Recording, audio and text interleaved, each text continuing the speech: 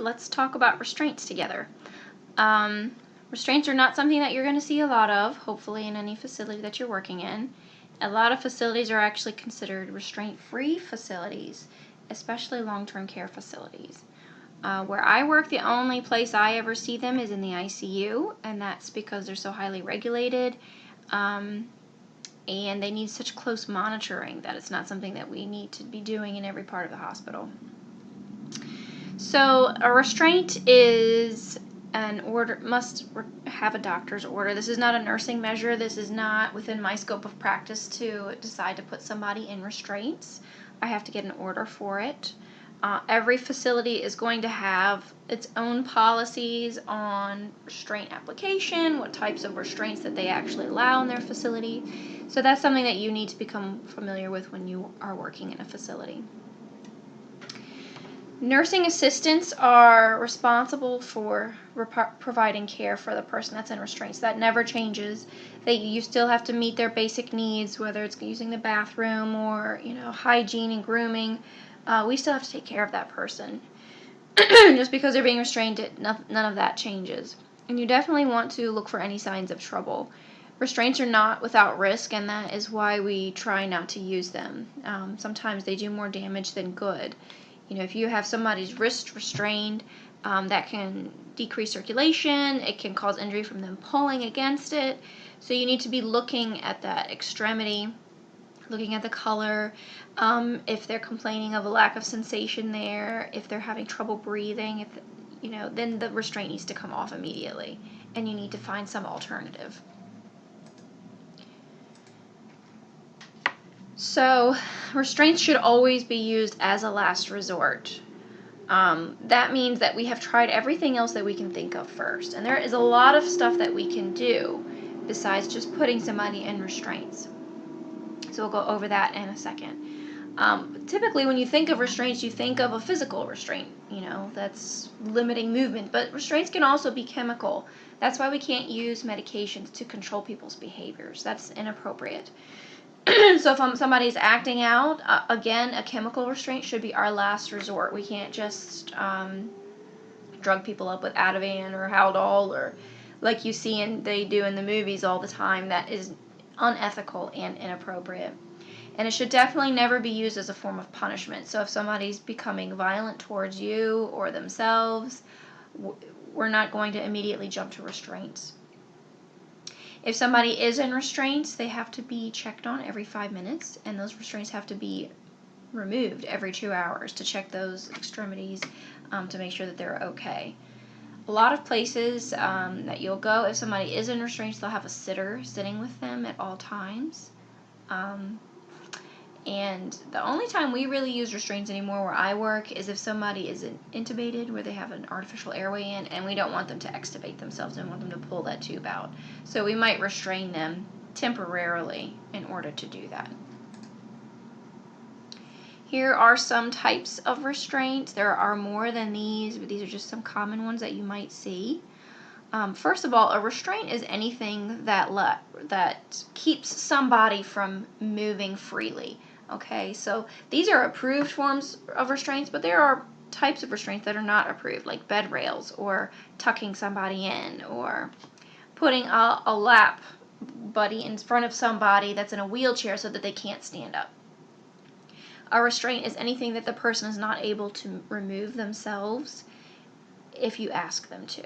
So if I put this seatbelt on somebody, for example, that's sitting in a wheelchair, and I ask them to take it off, and they don't know how to, or they don't comprehend what I'm asking them, then I have restrained them.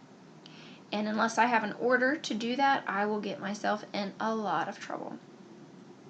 So a vest restraint is pretty restrictive. That really limits movement, and it can be dangerous because it can prevent them from breathing. A wrist or mitt restraint is kind of like a little glove that they're not able to use their fingers, and a lot of times we use that to keep them from pulling stuff out. So pulling out catheters or tubes, IVs, things like that, if they're a danger to themselves. This, if you can see, this is a typical soft wrist restraint. They're pretty common to use in the hospital if we're using a restraint. They have a tie on them. that we typically tie to the bed. There's a little hole in the center of the bed frame that we would tie this to.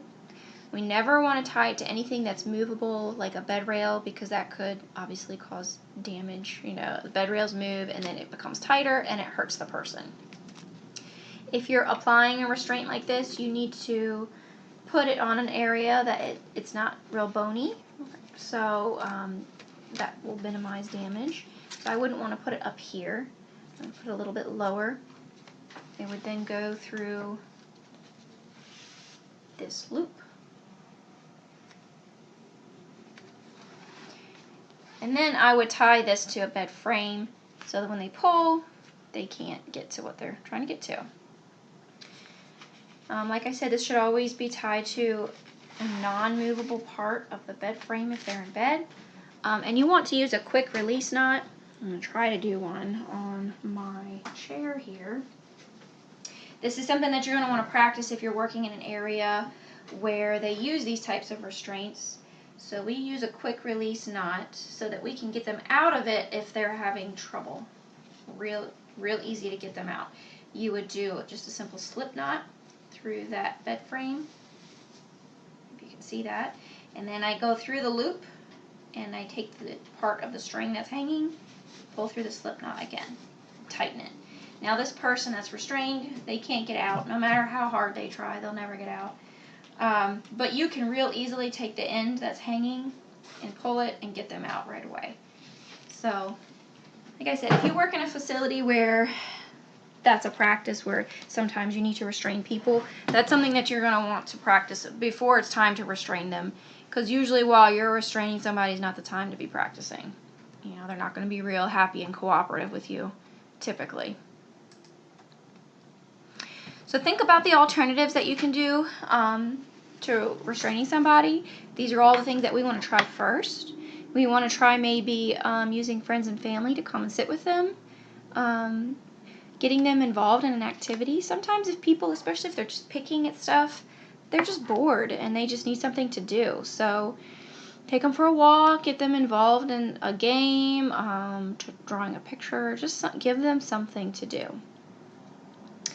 And then a lot of times, rather than restraining people, we just put warning devices on them. So bed alarms, they even have alarms on wheelchairs where if you stand up, it sounds an alarm so that we can get to them before they fall. And it's also very important to answer call bells right away. If you see a call bell going off in a hallway, it's always my motto to check on it, even if it's not your person, because you don't know what that person might need. It might be something serious or, you know, and think about if somebody's calling and they're trying to get, and they need to use the bathroom, how long are they really going to wait before they just try to get up and do it themselves? I mean, if I really needed to use the bathroom, I'm not going to wait 15 minutes for my CNA to show up. I might give it a couple minutes and then I'm going to try to make it on my own. So, you know, we don't want to restrain somebody like that. We just want to try to get to them and meet their needs so that they don't hurt themselves. So like I said, there are some forms of unacceptable restraints, like using bed rails, tucking people in, locking their wheelchairs if they don't know how to unlock it is considered a restraint because now you've restricted their movement, and tray tables.